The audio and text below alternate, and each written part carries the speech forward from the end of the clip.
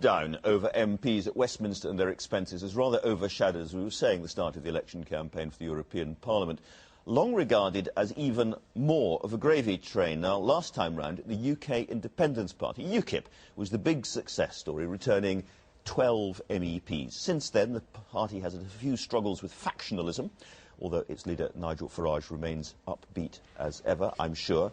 Welcome. Thank you. Last time round, your high point, possibly? Well, they said that in '99. We won 3 seats from nowhere in '99, and we were told that would never be repeated.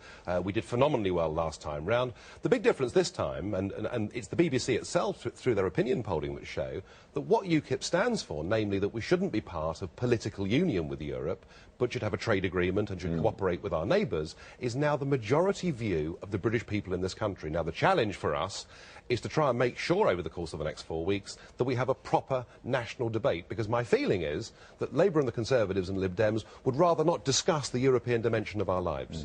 The Tories would say they've got the most Eurosceptic leadership and the most Eurosceptic parliamentary party and the most Eurosceptic MPs they've ever had, and that they will offer this country a referendum. Well, they're not doing that. They're saying there'll be a referendum, but only if the Irish vote no in a second referendum, and if the Irish vote yes in a second referendum, then we'll just jolly well have to put up with it. I mean, that simply isn't good enough. You know, what we're saying is, look, it's been over 30 years since this country had a say. Nobody who voted yes in 1975 could have imagined that 75% plus of our laws would now be made not in Westminster, but in Brussels. Nobody would have imagined how much it's cost. It's time we had a proper debate. Yeah.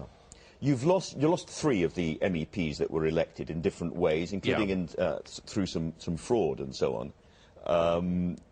And there seems to be a sort of constant and very, very angry argument going on inside your party. Why? I wouldn't accept that. I mean, look, the one thing I would say is this. Every party, just as every family, every company, has its bad apples. The question is, how do you deal with them? And in UKIP, we haven't tried to brush things under the carpet. We haven't tried to protect anybody. When people have broken faith with us, we've simply got rid of them, which is a marked contrast, I think, to the way that the big parties are handling the current expenses crisis. We have a faction of UKIP, of what I would call generally angry old men, who would like the party to be negative in everything that it does. I'm not being negative. Look, I don't want to be part of this political union with Europe because I think we've got bigger opportunities across the world.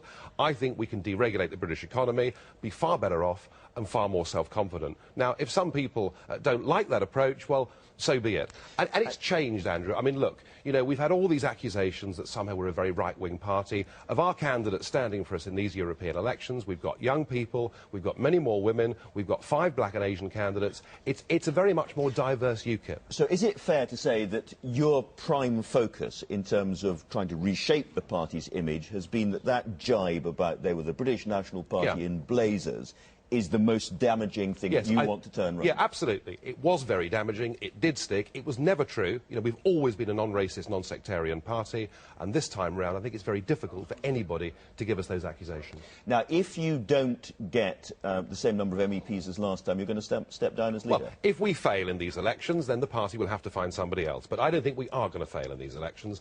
I think once the debate kicks off, once people realise, you know, we can't even control who comes to live, work and settle in this country as members of this European Union. Once we have that debate over the course of the next few weeks, I am confident that we will do very well. So well, in fact, that I think we've got a chance of beating the Labour Party. The Labour Party may well come in 4th place in these elections. Goodness me, it could be UKIP that gets rid of Gordon Brown. Which would be an extraordinary thing. And would serve him right for not giving us the referendum that he promised us. And you feel that all the things that the Conservatives have done to sort of take Europe more serious and all the rest of it, that's not going to kind of persuade people to vote Conservative? None of it's worth a light. Just one example, the Common Fisheries Policy. The Conservatives were saying 2 or 3 years ago that they take back our territorial waters. Now they're saying they accept us being part of it. This is not a Eurosceptic Conservative party in terms of its leadership, but in terms of its membership and its voters, it very much is. Last time round you had old Robert Kilroy Silk in every single advert all over the place. He's gone. Has that been a blow?